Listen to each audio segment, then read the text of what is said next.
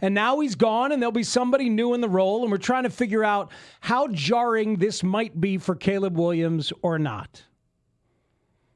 I do believe a lot of it depends on who that main voice was for him.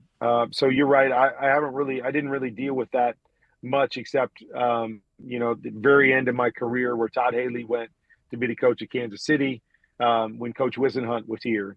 And Todd was the main voice for me. We game plan together. We talked to each other. My wife would often refer to him as my mistress in those years because we spent so much time talking and together. And if I was on my phone, in the evening, she knew exactly who I was talking to and who I was calling in those moments. And so he was the primary voice at that point, for us offensively, where Ken Whisenhunt had a voice without a doubt and had some input in what we did. But Todd was kind of that main voice. So when he left, you're right. It was a big shakeup. Is how do we do things, and what's the next voice, and does the next voice see the game and understand it like I do, and like Todd Haley understood me, and that was a transition. And so that would be my big question: is I don't really know in this situation, which coach it was.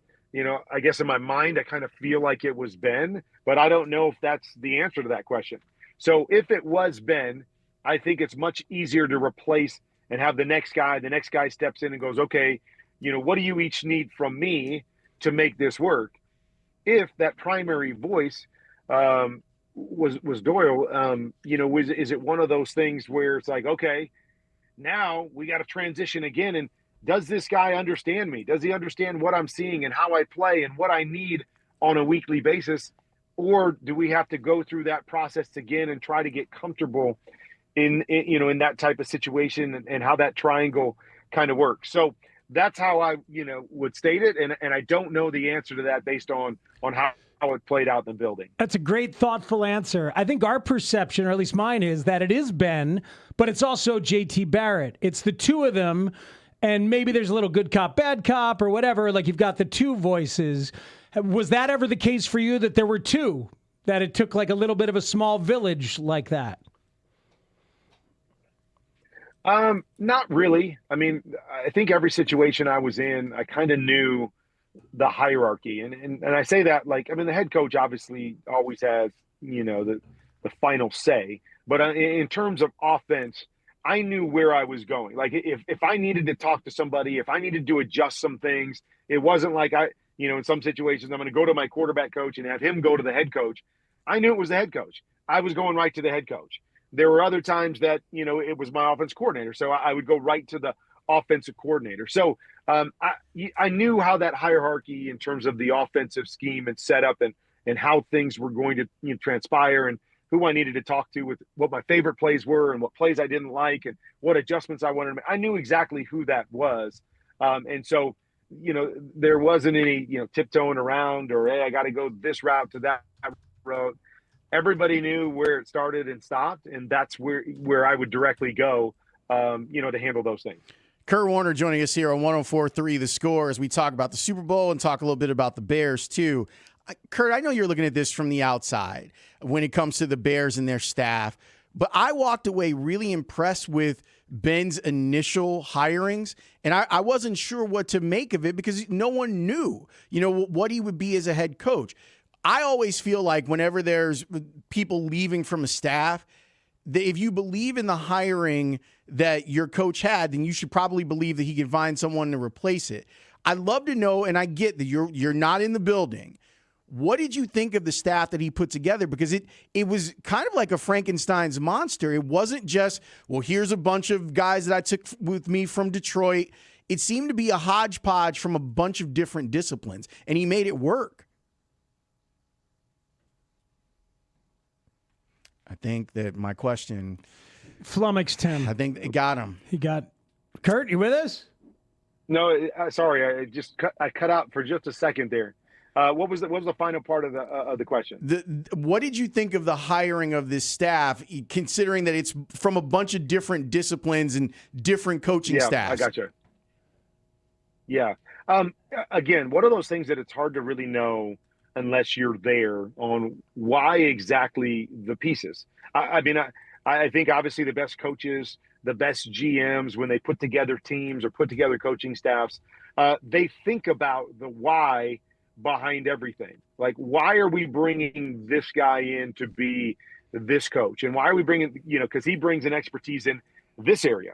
And I really like this guy, but maybe his expertise isn't the same area as that other guy. So we need that complementary piece, as opposed to they all might be great coaches, but they might overlap in what their strengths are and what their expertise is. And so do we go and hire just a bunch of great coaches because they're great coaches, or do we fine tune our staff based on, I need this to complement this guy. This is where I think his strength is. I want somebody else to help bring him along in this other area, and vice versa. And so, again, it's so hard to know from the outside because I didn't know, directly a lot of the coaches that, who they were and what they brought to the table.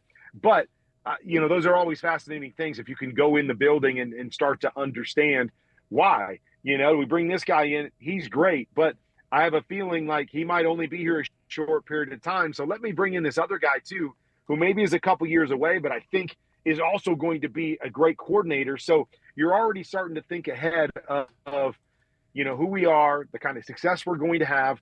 When we have success, what's that going to mean to the coaching staff? Who might get poached here and poached there? And what am I going to do next? And so that stuff's all fascinating to me, because I think like great GMs think about those things too. Is, okay, this guy might not be a household name, but let me bring him in because I think he's a really good player. Zach Vaughn from a couple years ago.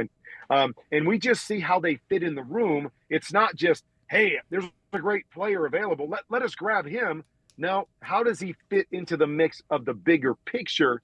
And the coaches and the GMs and the teams that can do that, I believe, are the teams that have the best chance to have sustained success.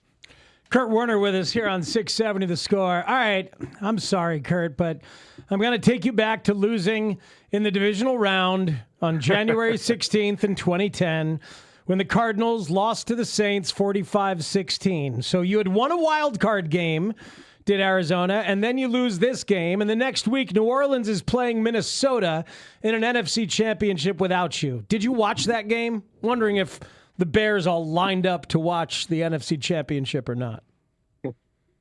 Of course I did.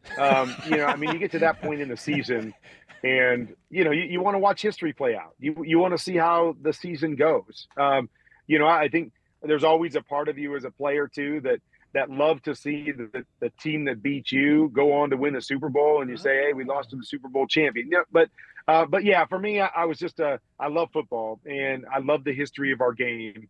And that was Breeze against Favre, and what that was going to mean, big picture for both of their careers. Wow. I watched those games. It also helps drive that passion a little bit and ignite that flame a little bit more when you watch games like that. Go, man, I wish I was there. I remember I went to only one Super Bowl during the time that I was playing in the league. I only went to one Super Bowl, and it was a Super Bowl that came, after one of our years where Tampa, won the Super Bowl against the Raiders, and I was completely miserable for all 3+ hours of that game. My wife was with me, and I was anxious, and I didn't want to be there. But I say all that because I never went back again. But it lit a fire in me. Like I want to be here. I've been here before. I want to be here again. And being there and watching it, reignited that flame or got me passionate about getting ready to the off season and getting ready for the next year and getting back to that place that I had been before. And so I think there's always an element of that too. You're watching something that you want, and it drives and it ignites that passion in a different way. Favre, Breeze, Kurt Warner, and Tony Romo were the final 4 quarterbacks that year in the NFC. Lawrence. That's pretty good. That's pretty good. Kurt, I was looking over Sam Darnold's stats over the last 2 seasons.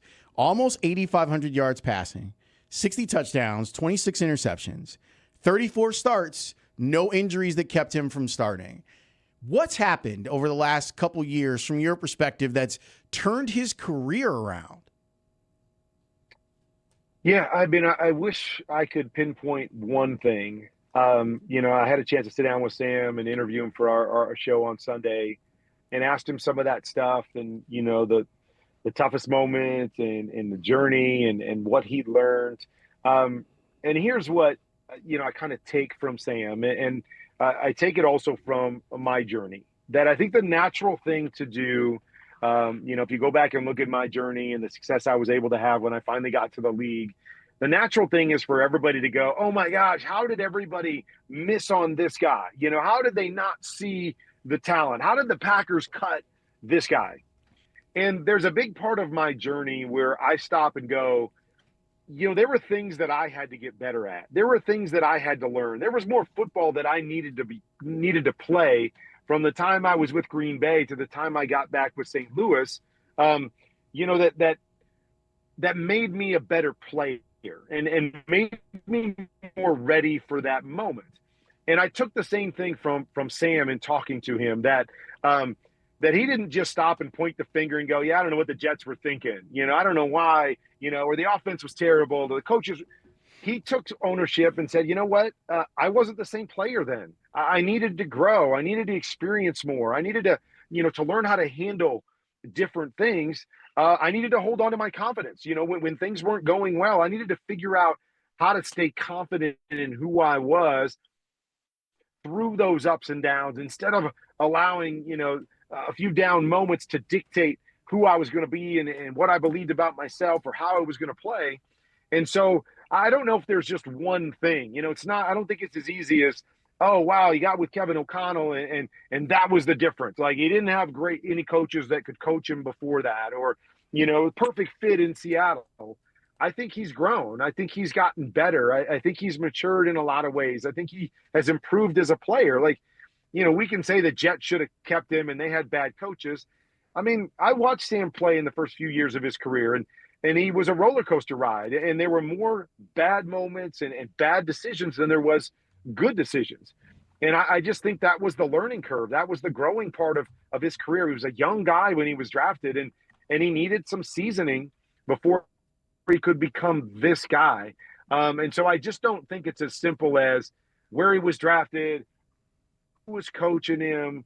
It's everybody else's fault, and this is who Sam could have been the whole time.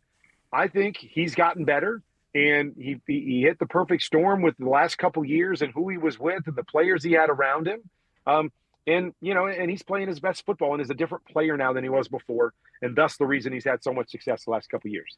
Kurt, have fun this weekend. We're looking forward to hearing all of the cool stuff that you guys at Westwood One have put together for us.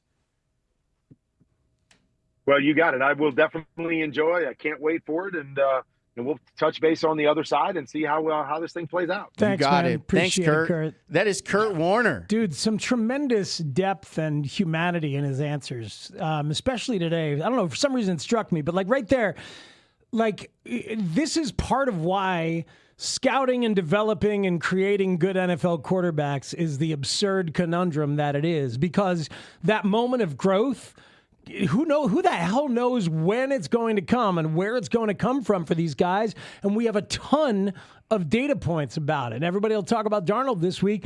It seems like sitting on the bench in San Francisco was a moment that maybe he opened up himself to the kind of growth that Kurt is talking about. But it doesn't just happen because of one move. What's the thing that maybe flips the switch for someone and the light clicks on and maybe you're more open than you were to learning in a different way? Or someone, the teaching part of it is so good. Look, on my way back yesterday, I was watching Moneyball.